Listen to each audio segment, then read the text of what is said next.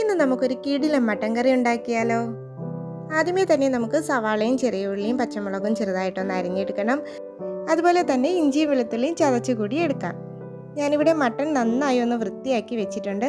എന്നാൽ നമുക്ക് കറി ഉണ്ടാക്കി തുടങ്ങാം.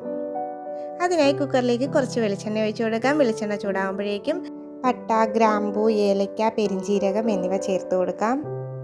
ഇവയൊന്ന് ഫ്രൈ ആയി വരുമ്പോഴേക്കും നമ്മൾ അരിഞ്ഞു വെച്ചിരിക്കുന്ന സവാളയും പച്ചമുളകും കൂടെ ചേർത്ത് നന്നായി ഒന്ന് വഴറ്റി കൊടുക്കാം. അതിനുശേഷം ചെറിയ ഉള്ളി കൂടെ ചേർത്ത് കൊടുക്കാം.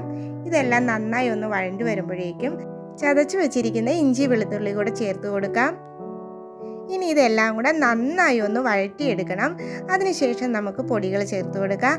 ഞാനിതിലേക്ക് 3 സ്പൂൺ മല്ലിപ്പൊടി, 1.5 സ്പൂൺ മുളക് പൊടി, കുറച്ച് മഞ്ഞൾപ്പൊടി, ആവശ്യത്തിന് ഗരം മസാലപ്പൊടി, 1 സ്പൂൺ കുരുമുളക് പൊടി എന്നിവയാണ് ചേർത്തിട്ടുള്ളത്. പൊടികളുടെ പച്ചമണം ഒന്ന് മാറി വരുമ്പോഴേക്കും നമുക്ക് അരിഞ്ഞു വെച്ചിരിക്കുന്ന തക്കാളി കൂടെ ചേർത്ത് കൊടുക്കാം. അതിനുശേഷം നന്നായി ഒന്ന് വഴറ്റുക. എന്നിട്ട് നമ്മൾ കഴുകി വൃത്തിയാക്കി വെച്ചിരിക്കുന്ന മട്ടണും കൂടെ ചേർത്ത് കൊടുക്കാം. ഇനി ഈ മസാല നന്നായി മട്ടണിൽ ഒന്ന് ചേർത്ത് പിടിപ്പിക്കണം. ഈ സമയം നമുക്ക് കറിക്ക് ആവശ്യത്തിനുള്ള ഉപ്പ് കൂടെ ചേർത്ത് കൊടുക്കാം.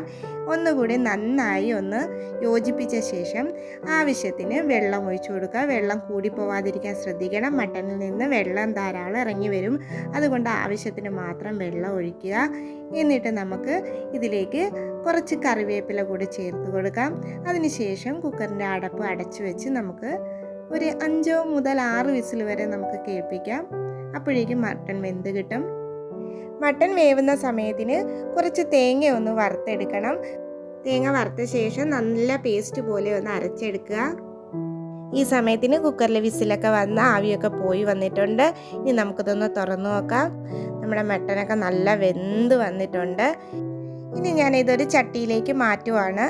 എന്നിട്ട് നമുക്ക് നന്നായി ഇതൊന്ന് വറ്റിച്ചെടുക്കണം. ഈ സമയത്തിന് നമ്മൾ നേരത്തെ വറുത്തരച്ച് വെച്ചിരിക്കുന്ന തേങ്ങ കൂടെ ഒന്ന് ചേർത്ത് കൊടുക്കാം. ഇനി നന്നായി ഒന്ന് ഇളക്കി യോജിപ്പിച്ച ശേഷം നമുക്ക് അടച്ചു വെക്കാം.